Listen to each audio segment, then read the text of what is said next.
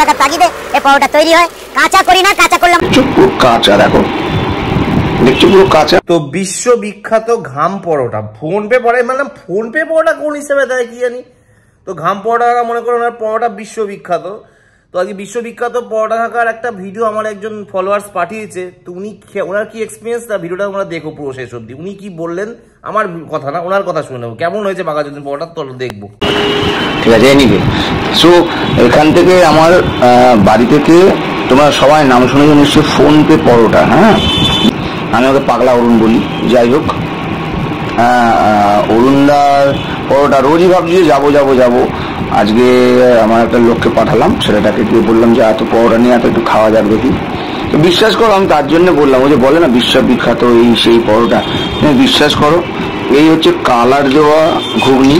আর যখন ও গেছিলাম বললাম কিরম ভিড়। আমি জানি না ওটা আদৌ রং মেশানো কিনা বা অন্য কিছু মেশানো কিনা, তবে আমার মনে হয় কাকা তোমার একটু এই ব্যাপারে নজর দেওয়া উচিত। কারণ তোমার নাম এরকম ধরনের, তোমার পরোটাকে এরকম ধরনের যদি কথা বলে কোনো কাস্টমার, তাহলে হয়তো নিশ্চয়ই হয়তো আমার মনে হয় বেশি মনে হয় রং ঠিক না, আমার মনে হয় একটা ইয়ে আছে কি বলে একটা কাশ্মীরি মির্চ মেশানোর জন্য রং অনেক সময় লাল লাগে।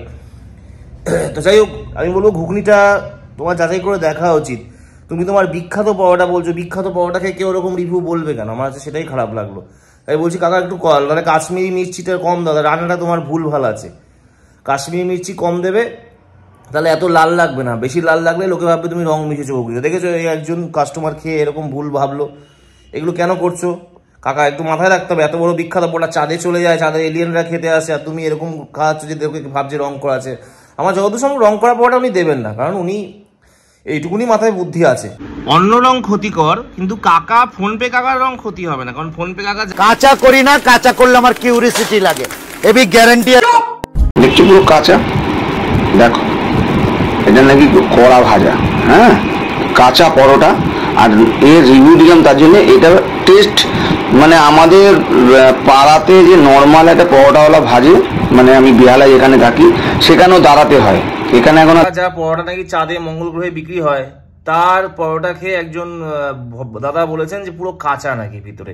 আর উনি এদিকে বড় বড় ওনার ভিডিওতে বড় বড় কথা বলে যে আমি কাঁচা পরোটা দিই না, সব দোকানে তো কাঁচা দেয়, আর আমি যা দিই কড়া ভাজা দিই। তো এটা কড়া ভাজা তো প্রমাণ দেখালো যে পুরো কাঁচা, উনি দেখালো, এটা আমি জানি না।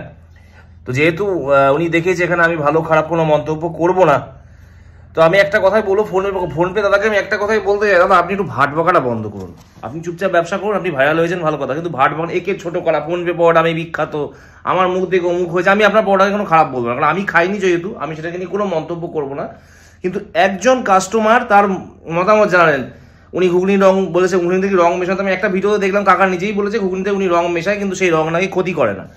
তারপরে কিন্তু এই জিনিসটা বলেছে যে কাঁচা পরোটা নাকি একদম কাঁচা। 20 কোটি ভিউ, 20 কোটি ভিউজ, 20 কোটি ভিউজ, কিন্তু পরোটা কাঁচা বলছে কাস্টমার তোমারই। কেন কাকা?